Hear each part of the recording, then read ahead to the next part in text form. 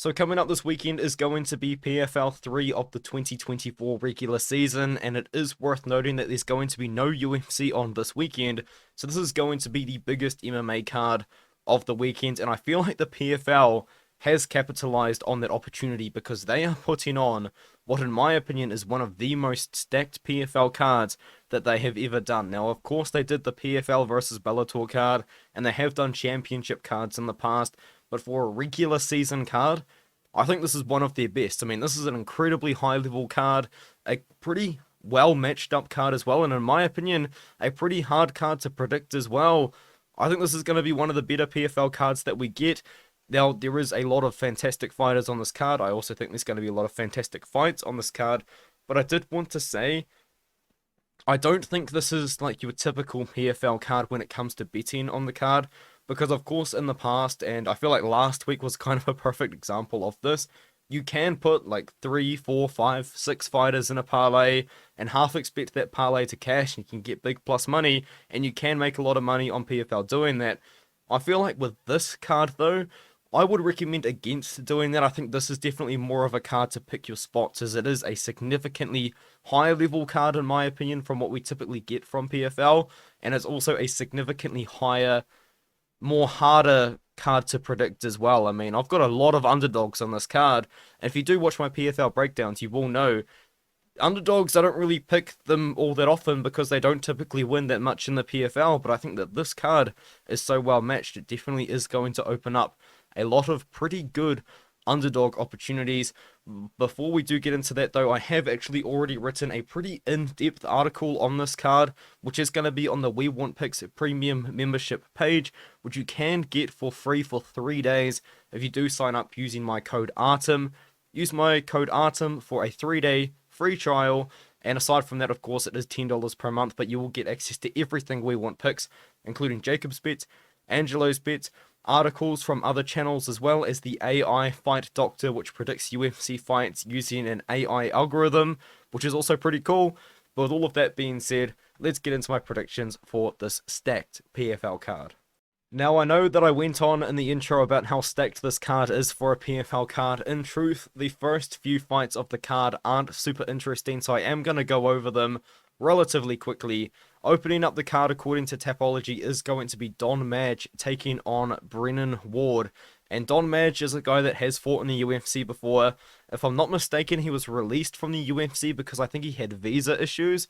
But then the PFL picked him up a couple of years ago, and he has had pretty mixed success. He's 1-1 in the PFL, and he was beating Ryush Manfio on the feet until he did get caught with a pretty nasty right hand in the 3rd round. Brennan Ward is obviously a former Bellator fighter, as you can tell by his profile picture, and he did headline an event relatively recently. He kind of has an interesting story because he took a very significant amount of time off because I believe, I could be mistaken about this, but I believe he was struggling with addiction and just other things going on in his life, but he come back to a lot of success when he knocked out Brandon Bell. Then he took on Cassius Kane and knocked him out, knocked out Sabah Homasi as well, but then he did lose to Logan Storley, who's a fantastic fighter who is actually also on this card. It's going to be an interesting matchup because Don Madge is moving up to 170 pounds when he has fought at 155 in the past. And another thing about Don Madge that I have noticed is I feel like his style may have changed a little bit over the years. He's definitely a much more of a striker than he used to be, because in the UFC, he did go for a bit of takedowns, he did like to get his grappling going, but in the PFL, he's much more of a striker. You know, he was beating up Ryush Manfio on the feet. I thought he was looking really good, he's looking pretty technical as well, until he did get caught with the overhand right, but he was a big lightweight, so I do like the move up to 170 pounds. Brennan Ward is much more of a brawler. He does, of course, have a lot of knockouts, but he does have decent wrestling, and I think in this matchup specifically, that wrestling is what he's going to be going for. But I think that Don Madge should be good enough to keep the fight on the feet. I think he's going to be the much better striker in the matchup as well. So I'm going to pick Don Madge to win this one here, and I'm going to pick Don Madge to win this one by TKO on the feet. So I'm going to be going with Don Madge here. I believe he is the favorite, even though most of Tapology is picking Brennan Ward. Madge is -180, Ward is +150. Madge maybe has been somewhat disappointing because I think when he was signed to the PFL, a lot of people were actually expecting him to go out there and win the whole thing, and I was one of those people. And he did look good against Rajmatfio until he got caught. Hopefully this move up to 170, hopefully even the time off might have helped him here. I do like him to beat Brennan Ward in the first fight of the night. And now Tyler Diamond will be taking on Otto Rodrigues, and this is kind of a wrestler versus wrestler matchup, but it's kind of an interesting one because both of these fighters are inactive. Now, Tyler Diamond has been significantly more active than Otto Rodrigues, as Otto Rodrigues fought 7 years ago, and then he come back about 4 years later to take on a 19-2 opponent in the LFA, and then he took 2 years off, and then he took on this guy called Brian Moore in Bellator, and here he is in the PFL taking on Tyler Diamond. In that matchup against Brian Moore was listed at 5'7", I think, or maybe 5'8". I'm telling you, he wasn't much taller than Otto Rodrigues, so I feel like Otto Rodrigues might be taller, or Brian Moore was just lying about his height. But anyway, Otto Rodrigues is a wrestler, and he just shoots for takedowns over and over and over again until he gets the takedowns. That's kind of how he beat Brian Moore, was he's just constantly diving for the legs, but then of course he got the takedown and got the arm triangle choke with his great grappling. Tyler Diamond is also a good wrestler. He probably will be the better striker in this fight because Otto Rodrigues isn't that good at striking, but I wouldn't say Tyler Diamond's striking is a strong suit. I would say his strong suit is his wrestling and his top control. Hasn't been that active, you know, he did fight Mavlik Kabuliev 9 months ago, and he did lose, but Mavlik Kabuliev is probably one of the better fighters on the planet right now. He lost to Brendan Loughnane in a pretty close fight, beat Sungbin Joe, but of course has been fighting relatively inactively. He actually had an opportunity to be in the UFC because he was on the Ultimate Fighter, but unfortunately he did take his first professional loss on the show, and here he is in the PFL. I do like Tyler Diamond in this matchup. I do think that Tyler Diamond can not only defend a lot of Otto Rodrigues' takedowns because he is going to be the bigger fighter, I think he can maybe have success on the feet and even get his own takedowns against Otto Rodrigues and control and top control. So I am picking Tyler Diamond in this matchup here, and he is the underdog. He is plus 130. Otto Rodrigues is minus 160. Otto looks pretty good against Brian Moore, but I do think that Tyler Diamond, although he's on a 2-fight losing streak, is still a pretty solid fighter, and I do think he should be able to get it done here over Otto Rodrigues. So give me Tyler Diamond to win by decision with his wrestling and his top control. The next fight is Zach Juusola taking on Luca Poclit, and in truthfulness, if Luca Poclit lost this fight, I would be quite surprised. Luca Poclit has been beating better opponents than Zach Juusola recently. You know, he just beat Roman Feraldo, who was a pretty hyped up prospect in Bellator at one point. He beat Oliver Enkamp as an underdog as well in that matchup, and beat Dante Charo in Bellator before that. Wasn't really beating the best guys, but he's got a judo and grappling base, and he's a very good grappler. Zach Juusola, if you guys can recall this, in the Discord, the We Want Picks Discord, which is free to join, it is linked in my channel and also the We Want Picks channel. We were watching this fight, Brandon Jenkins versus Zach Juusola, and the Discord was laughing because it was, honestly, one of the sloppiest, most fun, yet horrific fights ever. I mean, I think that both Brandon Jenkins and Zach Juusola put on one of the most fun fights you could probably watch, but it was also incredibly low level. And that's kind of how I would describe Zach Juusola. He does have a very good win over a Can Crusher on the PFL's Dana White's Contender Series, I guess, but Juusola's mostly a striker, but he's not that good at striking. He's kind of got a very odd style to talk about. He did beat Brandon Jenkins, who's a former UFC fighter, by the way, but Poclit should be able to submit him. If he doesn't submit him, I would be quite surprised. So let's move on with this next one. Luca Poclit is minus 270, and Zach Juusola is plus 210. Now we've got Laureno Staropoli taking on Murad Ramazanov. Murad Ramazanov was a free agent after his fight, his most recent fight over Roberto Soldic. PTSD for that one because he lost to Sebastian Kadastam, who actually lost to Murad Ramazanov. But Murad Ramazanov is a former one championship fighter who become a free agent after that no contest to Roberto Soldic, and PFL picked him up. I will be honest, I'm a little bit disappointed. I really would have liked the UFC to sign him because he's a very good fighter. But no, the PFL have got him.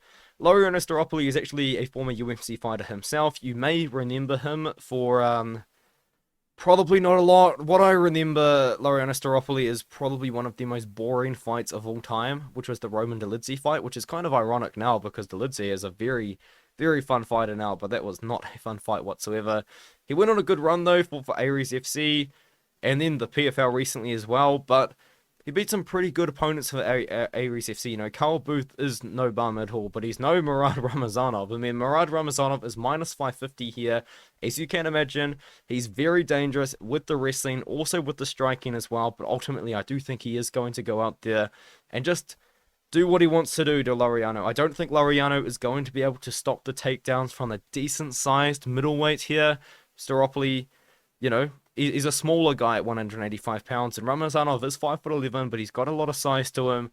I think he's going to be able to out-wrestle Staropoli and not really have too much issues doing it. He's minus 550 for a reason here. Be interesting to see where the fight does close.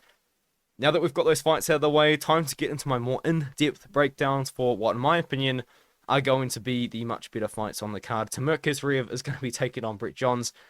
This is a very high-level matchup. Brett Johns, of course, is a former UFC fighter who then signed to Bellator, lost a close fight to Danny Sabatello after beating Montel Jackson in a win that has aged incredibly well. And in fact, I think Montel Jackson is going to be fighting for a ranked position pretty soon in the UFC. Then lost to Danny Sabatello, who is a very good wrestler. But then he, you know, went on a bit of a run in Bellator, and now here he is, going up at 145 pounds, taking on Timur Khizriev. Timur Khizriev's the real deal, in my opinion. He's definitely not the most exciting fighter to watch. His striking looks okay, but it looked okay against Justin Gonzalez, who I will definitely talk about later on, because he's also on this card. Gonzalez is not a good striker whatsoever, and Khizriev did look like a good striker in that one there, and he was able to out-wrestle a wrestler in Justin Gonzalez in that matchup. He also beat Richie Smelin, who's a pretty decent fighter, I believe also a former UFC fighter, a friend of Artem Lobov, I think, if I'm not mistaken. And he also then dominated Daniel Weichel in top control. And Daniel Weichel is, as you can tell, a veteran and also a pretty good grappler. Timur Khizriev is what you would expect him to kind of be. He's a dominant wrestler that does dominate in top control with a lot of control and also some ground and pound. He's not that dangerous. A lot of his wins do end up coming by decision. He did get a lot of finishes on the regional scene, but now these come into Bellator and is taking on higher level competition. He's not getting the same finishes anymore. Brett Johns at 145 pounds. I know he's been there for a while, but I never really considered Brett Johns to be a featherweight. He did move up, I believe, after the loss to Danny Sabatello, and of course it has given him a lot of success. But he kind of fights with a pretty similar style to Timur Khizriev, where he isn't the most exciting. He is definitely more of a wrestler than a striker. But I think that Timur Khizriev is going to be the better wrestler in the matchup. So that's why I'm going to go with Timur here. I think he is a pretty sizable favorite. He is. Timur Khizriev is minus 230. Brett Johns is plus 190. I like Khizriev here. I like Khizriev to out-wrestle Brett Johns, dominate with the control time, and ultimately win a decision in this matchup. And now Adam Borics will be taking on Enrique Barzola, or Enrique Barzola. I apologize if I am pronouncing his name incorrectly.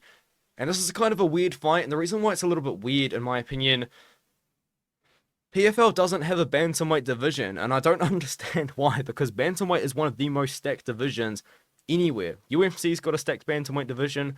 Bellator themselves has an incredibly stacked bantamweight division with big name stars like Patchy Mix, Danny Sabatello, Ralphion Stotts, Magomedov. Sorry, I was about to get him mistaken with Magomed Karamov. And also Enrique Barzola, I guess. He's not really a big name, but he's still pretty decent bantamweight fighter. So he's going to have to move up to 145 pounds here to take on Adam Borics and then also compete in the PFL tournament. But I don't think this is a good matchup for Enrique Barzola at all. You know, Enrique Barzola is not the best striker. He's kind of got a very weird striking style where he fights with like both of his hands out in front of him and doesn't really have very good head movement or defense. And he ultimately does want to get the fight down to the ground with his wrestling and his grappling. Adam Borics hasn't fought for 2 years, or a year and a half, I should say, sorry, after he got He got dominated by one of the best Bellator fighters of all time, Patricio Pitbull, one of the best fighters of all time in my opinion anyway. Very, very good fighter. Borics wasn't ready for it, and he did take a lot of damage. He's taken a lot of time off, though. 18 months is a long time away. Before that, though, had one of the best fights in Bellator history, in my opinion, against Madge. Absolute war. Beat Jeremy Kennedy up on the feet as well. Adam Borics is a very good striker, and at 145 pounds, I think he's going to give Enrique Barzola a lot of trouble on the feet. I think Adam Borics is a significantly better striker here. He's also a very high volume striker too. And I think that, he's going to have a size advantage over Barzola as well. Barzola has fought at 145 pounds before, and I believe he has fought at 145 pounds before in Bellator. But I do think that Borics is going to have a massive size advantage over him still. And Barzola's defense isn't that good. I think that Borics could go out there and have a statement-made performance, because, of course, finishes are very much rewarded in the PFL tournament system. I think he might be able to go out there and get one. So I'm actually going to pick Adam Borics to win this fight by TKO in the second round, I think. It depends on how Borics has been looking, but Borics definitely isn't really known to be a big-time finisher. A lot of his wins have come by decision in his career, but he's a very good striker. I know he's got a lot of submission wins, but trust me, he's a high-volume striker. I like Borics here. I think he's going to keep it on the feet against Barzola and ultimately land a lot of volume. So give me Borics. He's only minus 200. I guess it's just because he is coming off a pretty bad performance from him, but I do think he's going to be able to go out there and get it done. And now we move on to the PFL main card here, starting off with Bubba Jenkins taking on Kamaka III. Kamaka III is coming over from Bellator, where he was actually a former UFC fighter, who then come on to have pretty decent success in Bellator. Of course, if you do remember, Kamaka III, he's a very well-rounded fighter with decent striking and also decent wrestling as well. He's just overall quite well-rounded. He was kind of cut from the UFC, coming off some pretty controversial decisions, because some people do think he beat TJ Brown and some people do think he should have got the win over Danny Chavez, but overall it's kind of worked out for him, as he has been able to find that success in Bellator on a pretty decent 3-fight winning streak, and that win over Adley Edwards, in my opinion, is a pretty good win. Bubba Jenkins is a dominant wrestler who is quite big for the weight class. He does carry quite a bit of mass. He's got very big shoulders and very big arms. And I feel like maybe the weight cut is definitely not really a trouble for him now, but I do just kind of keep thinking that he is kind of getting up there in age. He is 36 years old now. He does look very good, though. I mean, I think that he had some of his best performances of his career in the 2023 season, because I thought that his fight against Chris Wade was going to be close. He dominated Chris Wade with his wrestling there, and then he took out Sung Bin Jo in about 90 seconds with a submission, and Bubba Jenkins isn't really a guy that I do think is going to go out there and get finishes all the time. So that was quite impressive. He did end up getting knocked out by Jesus Pinedo, but Jesus Pinedo went on to actually win the $1 million. I feel like this fight actually just comes down to how Bubba Jenkins is going to look at 36 years old, because I do think that he's the better wrestler in this matchup. I do think that Bubba Jenkins should be able to go out there and out-wrestle Kamaka III and actually take him down and have success there, but Kamaka III, as I said, he can wrestle himself, and he can grapple, and he can strike, and I think it would be pretty fair to say that I think he will be the more comfortable striker in this matchup. So I think it's going to just come down to, can Bubba Jenkins dominate Kamaka with that wrestling that he does possess? And I'm going to say yes. I'm going to pick Bubba Jenkins in this matchup. I thought he had a very good season last year. I think he should be able to have a pretty decent season this year, even though the level of competition, in my opinion, has gotten significantly harder with all of these Bellator guys coming over. But I think Bubba Jenkins can go out there and he can get the decision, and I think he is the favorite in this matchup. Bubba Jenkins is minus 150. Kamaka III is plus 120. Now we can move up to Goiti Yamauchi taking on Neiman Gracie. I'm a big fan of Goiti Yamauchi. He probably is my favorite Bellator fighter of all time, to be honest. He's just such a fun fighter, man. And these two have actually fought before. This is a rematch, and it's a weird rematch because the first fight wasn't very competitive. I mean, the first round was, but it wasn't after that. In the first round, Goiti Yamauchi showcased his much superior striking over Neiman Gracie, and he was also significantly more comfortable on the feet against Neiman Gracie as well. He was landing a lot of volume.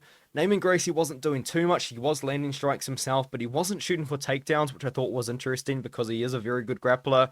But Goiti Yamauchi is also a fantastic grappler, and he is mostly a grappler as the majority of his wins actually have come by submission. He's got 21 wins by submission, and he's never lost by submission either. But the first round kind of comes and goes. In that matchup, Goiti does put on a pretty fun fight. He takes down Neiman Gracie at multiple points, but when the fight does get down to the ground, Goiti Yamauchi does just typically end up standing up pretty quickly.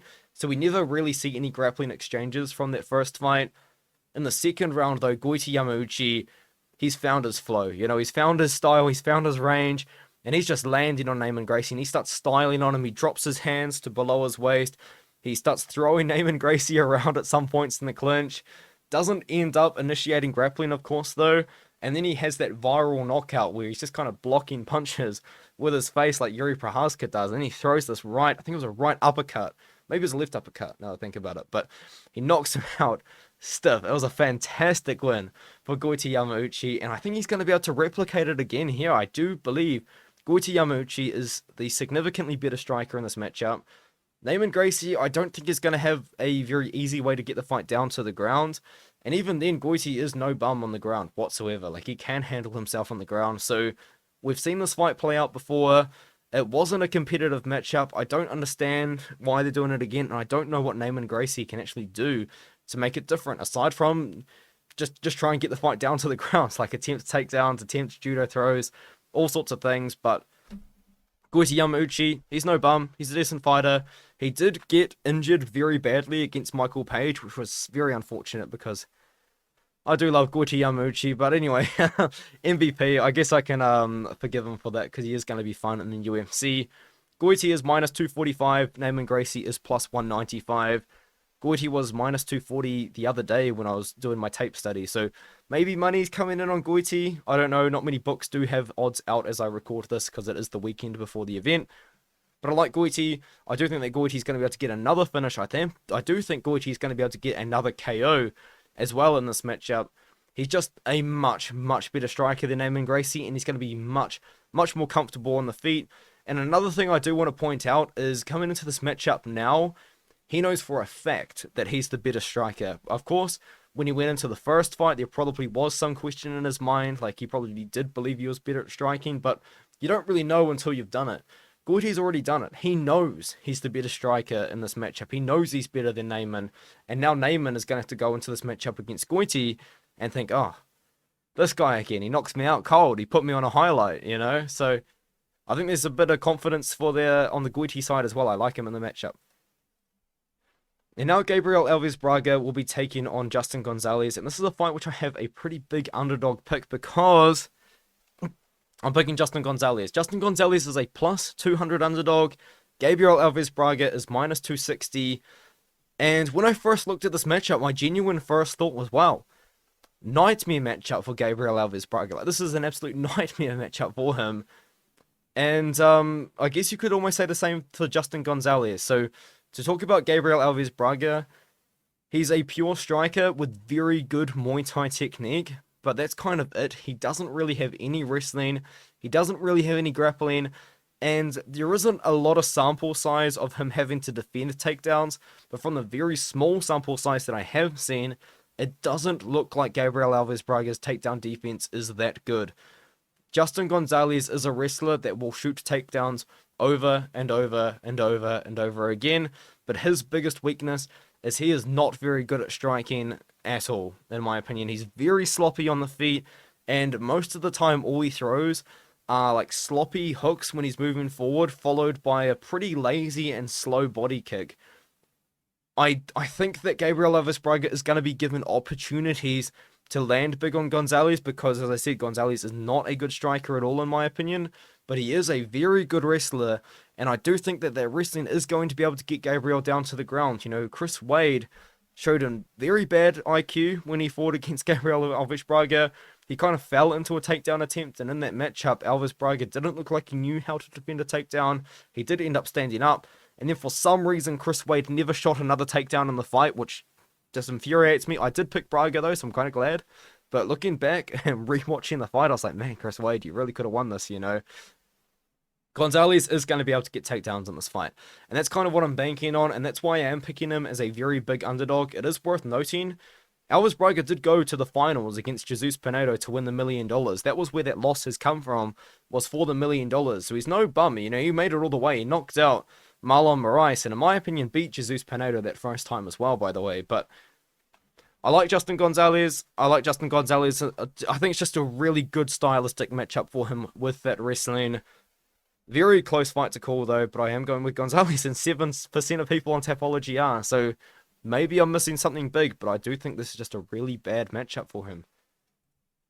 Now Logan Storley is going to be taking on Shamil Musaev, and I feel like this is definitely going to be a pretty big talking point of a fight, because I went into tape study. I'll be honest, I'll be transparent. I genuinely went into tape study thinking I was going to pick Shamil Musaev, because Shamil Musaev, of course, before he signed to the PFL, as you can imagine, he was like a big free agent, I guess you could call it, in a lot of other sports, and I thought the UFC were going to pick him up, and then I watched his fights, and I realized Shamil Musaev is the guy that started the massive brawl against Uros Jurisic. If you guys don't know, Shamil Musaev won a pretty close decision against Uros Jurisic, and Uros Jurisic's team heavily disagreed with the decision, and the coach was kind of making a big deal about it.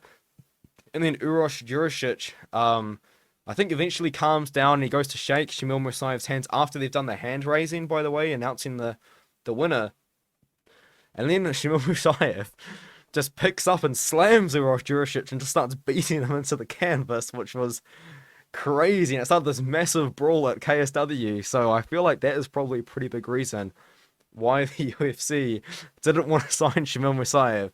And then against Mikhail Petruzak, he grabs the cage in round 1, which is why he ends up getting a draw in this matchup. And I feel like that kind of situation might describe Shamil Musaev's fighting style in a way that might not make sense, but trust me, Shamil Musaev, the way that he fights, he has absolutely no control over what he's doing. He is super aggressive, man. Like, he is on the feet throwing, honestly, like 10 strikes around, just absolutely bombing away strikes. He's moving forward, he's throwing down, he's throwing heavy, he's shooting takedowns, you know, but he's just got no control over this. He can't slow down. He's only got one gear, and that's to go forward. And the way that he gets most of his strikes as well, I feel like is a way that I don't think Logan Storley is going to given the opportunity to do. Sorry, the way that Shamil Musaev gets most of his takedowns is in a way that I don't think that Logan Storley is going to give an opportunity to do, because the way that Shamil gets most of his takedowns is he actually catches kicks and then sweeps out the leg from underneath. He catches a lot of spinning kicks, which is what he did against, was it Uros Jurisic he was catching spinning kicks against? Anyway, the point is, Shamil Musaev, he gets a lot of kicks by catching kicks and then sweeping the leg out. He does have decent wrestling as well, but I think in this matchup, though, Logan Storley is going to be the much more relaxed fighter. He's going to be the much more calm fighter. He's going to be wanting to fight at his own pace, which could give Musaev an advantage, don't get me wrong, because he's going to push a heavy, a fast pace on Logan Storley. But Logan Storley's a wrestler, and he had that controversial win over Michael Venom Page, where in that fight, Logan Storley did honestly, like, no damage whatsoever, but he did control Michael Page against the cage and took him down over and over again for most of the fight. And it was a bit of a controversy, because then it really sparked the argument, do you score damage or do you score control? And in that fight, of course, they scored control because Logan Storley was gifted the win. He then lost to Amasov and then fought... No. So he's lost to Amasov twice. I think he lost the first one by split decision, and then he lost to Amasov again, but then he beat Brennan Ward by taking him down and dominating with him with the ground and pound. I don't think he's going to be able to finish Shamil Musaev, and a pretty big red flag that I had when I was watching Shamil Musaev's fight was he fought this guy here called Mikhail Petruzak, and that draw has aged incredibly poorly, because I think Petruzak has gone on like a 3-fight losing streak. But in that fight, Mikhail Petruzak, to be fair, didn't really want to do anything to win. He just was trying to take him down in the first round, and he was clinching a lot in that matchup, and he was able to have a lot of success just holding Shamil Musaev up against the cage, and that kind of tells me that Shamil Musaev isn't the strongest guy in those positions, and that's the positions that Logan Storley is going to be putting Shamil Musaev in. So I am going to be picking Logan Storley to take the O of the 16-0 undefeated prospect, Shamil Musaev. Give me Logan Storley in this matchup. He is actually a pretty sizable favorite at -175 now. Wow. And Shamil Musaev is +145. I think a lot of people are just kind of seeing what I'm seeing with Shamil. He's just very uncontrollable. That's what it is. I think he's got very good skills. There's another thing actually I noticed that I didn't bring up, sorry. Shamil Musaev has very good kicks, but very sloppy hands, which is odd because, in my personal opinion, it's a lot easier to throw hands than it is to throw kicks. But for Shamil, he's got nice technique in his kicks, but really sloppy hands. But Logan Storley's not going to knock him out. I don't think. Logan Storley's going to be trying to take him down. I think he's going to be able to do that. Let's give me Storley. Most people have Storley as well. I like him by decision in this fight. Now, Brennan will be taking on Pedro Carvalho. Brennan Loughnane, if you guys don't know, is a former champion. He won it all in 2022 against, was it Bubba Jenkins? He must have beaten Bubba Jenkins to win it all in 2022. He won the $1 million. Coming to 2023 as a hot favorite to win it all again, by the way, after talking a lot of nonsense on Twitter. I thought he looked really bad against Marlon Moraes in the first round. And then he got slept by Jesus Pinedo when he kind of got unlucky, to be fair, because I think Jesus Pinedo was like throwing a kick and he got caught with the knee and he got knocked out with the knee. But aside from that, he is a pretty decent fighter. He's a very good striker, but I kind of hold back a little bit on Brennan Loughnane because I thought he looked really bad against Moraes. I really do. I know he won and knocked him out in the second round, but he looked really bad in that round one.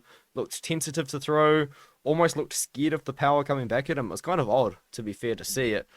And I think I actually said it in my Moraes kind of prediction that I think this is a setup for Loughnane, and I think it's going to be an opportunity for him to really look good, and he just didn't. He let us down a little bit. But Pedro Carvalho is like one of those guys at Bellator that just fights all of the hardest competition, really. Like, he has fought the best of the best at Bellator. Aaron Pico, if you guys don't know who Aaron Pico is, he is fantastic. Much better than that record suggests. Jeremy Kennedy, who recently fought Patricio Pitbull for the belt, and Piotr Nedoletsky, who's also pretty good, also beat Richie Smellin recently, and he beat Mads Brunel, who lost last week. Damn, I'm not happy about that one, if you guys do recall. But anyway, PTSD on that one, that's for sure. I'm picking Brennan Loughnane. He's going to be the better striker, and one, in my opinion, is going to be a striking matchup. Now, Carvalho does go for takedowns, and he can go for takedowns, but he's a good boxer, and I think he's probably going to want to strike with Loughnane. I would be surprised if Loughnane lost. I do want to say this one, though. Loughnane is -500, and Pedro Carvalho is +375. Carvalho has upset at those odds before. He upset at those odds against Brunel, and I think he upset at those odds against Weichel as well. So I would not be recommending putting Loughnane in all of your parlays just to boost them up, because I think there's potential that he doesn't win. I mean, there is with literally any MMA fight, but I think at -500, you really want to have someone you're super confident in. And although I do think that Brennan Loughnane is the better striker, Carvalho's upset people before, man, and it scares me a little bit because Loughnane lost to Pinedo in a fight he was definitely meant to win. Didn't look that good against Moraes. Maybe he's going to come back refreshed, rejuvenated after all that time off. He hasn't fought for 9 months now, so he'll be coming back. He's got $1 million in 2022, so he'll be training full time, I'm sure. He's going to be coming back, but Carvalho's a tough guy, man. He's a guy that's fought the best of the best in Bellator, and he's given the best of the best in Bellator some pretty tough fights. Even though he's got a 13-8 record, he's a legitimate fighter. He's a good fighter. Now we move on to the main event of PFL 3. It is going to be Andrei Koreshkov taking on Magomedov Umalatov. And this is another fight I'm going to be transparent in. I genuinely thought that I was going to go into this fight picking Magomedov Umalatov. And after doing all of my tape study, I am going to be going into this prediction video picking Andrei Koreshkov to upset Magomedov Umalatov. So that is two undefeated Russian fighters with 16-0 and 14-0 records that I am going to be picking against in this fighter, in this video. And in this case, Andrei Koreshkov is +125 and Magomedov Umalatov is -155. So I'm picking the underdog to upset the 14-0 Magomedov Umalatov. Magomedov Umalatov is interesting because he's 14-0, of course, and he has had an undefeated PFL run, as you would imagine, but he's never made it to the finals for various reasons. He has pulled out of a lot of fights. He's missed out on a lot of opportunities as well, I feel. He did dominate in that Neiman Lopez last year in that matchup, but I thought he looked pretty bad, which is kind of crazy to say because he dominated him. But I feel like he missed out on a lot of opportunities to find finishes in that fight. You know, like he was taking down Neiman Lopez, which isn't something you see that often from Umalatov, as he is definitely a majority striker. He was going for submission attempts on Lopez, which he couldn't get. And I know Lopez is 16-0, but trust me, he's not a very good fighter at 16-0. And he's definitely lying about his age, because he says he's 30. He's probably 40. I'm not even joking. But anyway, with all that aside, he beats Neiman Lopez. He dominates him. Before that, knocks out Delano Taylor in 91 seconds. Amazing. Knocks out Jarrah Hussein Al Salawi in 3 minutes and 33 seconds. And at the time, that win was banger. But now it's aged really badly. Jarrah Hussein Al Salawi has been getting knocked out by other fighters. Solomon Renfro knocked him out, and we saw him lose recently. Sadabusai knocked him out, and we don't see Sadabusai knock anybody out these days. Andrei Koreshkov is a former Bellator fighter. He did fight one fight for SFC, which was kind of interesting because he was, I think, still under contract with Bellator. He had a rematch against this fighter called Lorenz Larkin, who had actually beaten him in the past by pretty close decision. Or was it the other way? The point is, Koreshkov goes out there and he beat Lorenz Larkin recently. That's right, he lost a close decision to Lorenz Larkin the first time, and then he beats him the second time by split decision. So they've got an interesting rivalry. But Koreshkov is a striker that likes to strike using his range. Now, he's not the most rangy guy at 170 pounds, as he is 6'1" at 170, which isn't super tall for this weight class. Like, when you think of the really rangy guys at this weight class, you probably do think maybe like 6'2", 6'3", which isn't that much of a difference, but I'm just yapping, honestly. And he's got a 76-inch reach. Koreshkov fights from range, and he fights from range well. He uses push kicks and very straight punches to keep you at his range, and he's got very lights out power with those kicks, man. And whenever he lands big, you hear it, because he lands big. You can hear the thuds on his opponent's faces and bodies when he does land. He knocked out Chancellor Encountер with a spinning back kick, and I will say this, he throws a lot of spinning back kicks, and in my opinion, probably too many spinning back kicks, because he throws them all the time, and fighters like Sabah Humasi, who is not a wrestler at all, was catching the spinning back kicks of Andrei Koreshkov and was able to take him down. So I feel like Umalatov is probably going to want to do that. But Koreshkov is going to want to strike from range in this matchup, and Umalatov, I feel like, is kind of going to want to do the opposite. He's going to want to be able to close the distance on the feet and land his power on the inside with his boxing, with his uppercuts, with his hooks, and with his knees. Koreshkov does a very good job at cutting his opponents open, though, in the close range with elbows and knees. And I think he's going to be able to do that to Umalatov, especially if Umalatov is going to come out in this matchup and trying to wrestle, which I do think he is going to do. Umalatov, I never really have considered him to be much of a wrestler. I've always considered him more to be just a pure striker. But the fact that he wrestled so much against Neiman Lopez definitely infers to me that wrestling is something that he's trying to work on so he can become a well-rounded fighter and maybe make a complete run instead of just relying on that power and that striking in his hands. But I do think the better striker in a matchup that is going to be majority striking, because Koreshkov does have very good takedown defense, and if he does get taken down, he's got a very good ability to get back up to the feet. I think he's going to be able to keep it on the feet in a majority striking matchup and be the better striker. Andrei Koreshkov is fast. He sees what's coming and he fights from range incredibly well. I do like him as an underdog here. I understand the Umalatov hype because Umalatov is a fighter I have been super high on. I thought that Umalatov last year was going to win it all, but I think he got injured and he pulled out for some reason against Magomed Karamov, if I'm not mistaken, so we didn't end up getting the opportunity to go all the way. That's another thing about Umalatov as well. It's kind of odd, just he's pulled out of so many fights in his career. I don't know if he's going to get played with injuries or anything like that, but it's another little bit of a red flag for Umalatov. I like Koreshkov in this fight. I think that we are going to see Koreshkov go out there, have a career best performance against the 14-0, undefeated, up-and-coming Magomed Umalatov. So give me Andrei Koreshkov to win a decision in this matchup here by landing the harder strikes, by landing more strikes with his high-volume striking. I like Koreshkov. I like Koreshkov by decision, and this is a fight I'm very much looking forward to, and a card I'm very, very much looking forward to. Let me know what you think in the comments below. It is worth noting, though, before I do end the video, this card is on Friday, not Saturday. So mark that on your calendars, because it's going to be a good one, guys. Trust me, this is a good card, and I'm very, very looking forward to it. Let me know what you think in the comments below. Do you agree with my picks? Do you disagree with some of my picks? I mean, as I said, I did pick a lot of underdogs on this card. A lot more than I normally do for PFL, that's for sure.